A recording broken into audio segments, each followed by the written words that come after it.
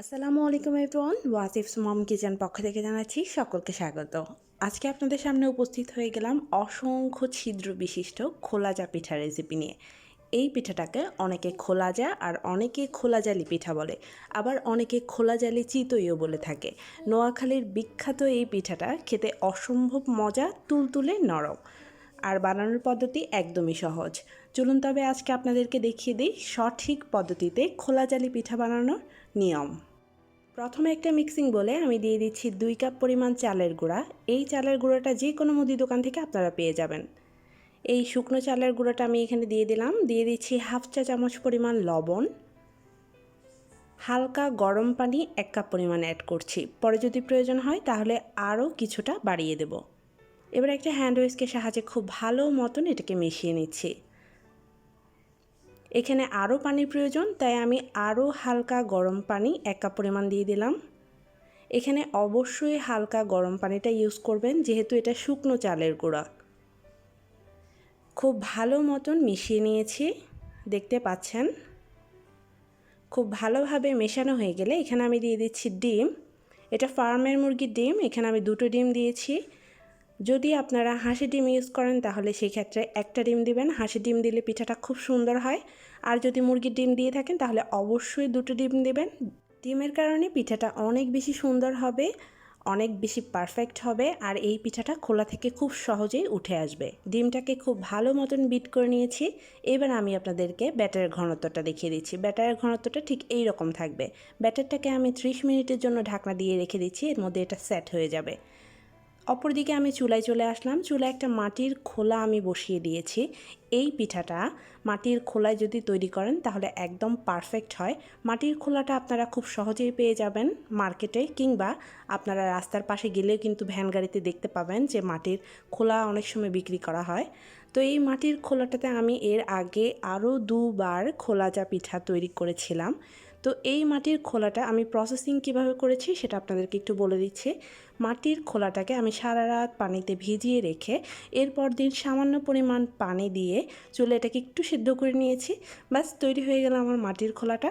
এরপর আমি পিঠা তৈরির জন্য ব্যাটার গুলিয়ে, তো একটা পিঠার আমার প্রথম দিকে একটু খারাপ হয়েছিল, এরপরে পিঠাগুলো ঠিক হয়েছে। প্রথম পিঠাটা সবারই খারাপ হয়, এরপরে পিঠাগুলো কিন্তু একদম পারফেক্ট হবে।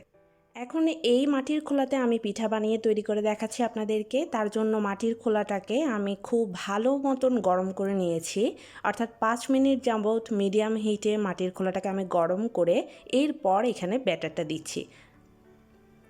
এখন পিঠার গোলাটা খুব ভালো মতন একটু নেড়ে চেড়ে মিশিয়ে তারপর 1 হাতা ব্যাটার আমি এখানে দিয়ে দিলাম। এরপর হাত দিয়ে ঠিক এইভাবে খোলাটাকে ঘুরিয়ে ঘুরিয়ে দিতে হবে। দেখতে পাচ্ছেন অলরেডি কিন্তু ছোট ছোট ছিদ্র দেখা যাচ্ছে। আমি খুব ভালো মতন ঘুরিয়ে এটাকে গোল সাইজ করে দিয়েছি। এবার একটা ঢাকনা দিয়ে ঢেকে দিলাম। ঢাকনা দিয়ে ঢেকে দিচ্ছি 1 মিনিটের জন্য। 1 মিনিটের মধ্যে ঢাকনা আর খুলবেন না। ফিরে আসলাম ঠিক 1 মিনিট পরে। চুলার হিটটা কিন্তু মিডিয়ামে থাকবে, লোতে থাকবে না, আবার হাইয়েও থাকবে না। হাইয়ে থাকলে আপনার মাটির খোলাটা কিন্তু ফেটে যেতে পারে। দেখতে পাচ্ছেন আমার পিঠাটা কিন্তু হয়ে গিয়েছে, পিঠার চারপাশ থেকে উঠে উঠে এসেছে। তো এখন একটা খুন্তির সাহায্যে আমি পিঠাটাকে তুলে নিচ্ছি। দেখতে পাচ্ছেন কতটা সহজে পিঠাটা উঠে আসছে খোলা থেকে, কোনো ঝামেলা করাই লাগছে না। তৈরি হয়ে গেলে একটা পিঠা। আর এই পিঠাটাকে দেখুন কতগুলো ছিদ্র বিশিষ্ট। এই পিঠাটা একদম পারফেক্ট একটা পিঠা। আমি আরও একটা পিঠা আপনাদেরকে তৈরি করে দেখাচ্ছি আপনাদের সুবিধার জন্য। তো তার আগে মাটির খোলাটাকে একটু প্রসেসিং করে নিচ্ছি। যতবার পিঠা বানাবেন ঠিক ততবার মাটির খোলাটাকে এইভাবে একটা শুকনো কাপড় দিয়ে পরিষ্কার করে নেবেন, এতে করে পিঠাগুলো আর লেগে আসবে না। আবারও পিঠা বানানোর সময় আবারও গোলাটাকে আরও একটু নেড়ে চেড়ে 1 হাতা ব্যাটার এইভাবে দিয়ে দিচ্ছি। এরপর খোলাটাকে একটু ঘুরিয়ে ঘুরিয়ে নিলেই পিঠার তৈরি হয়ে গেল।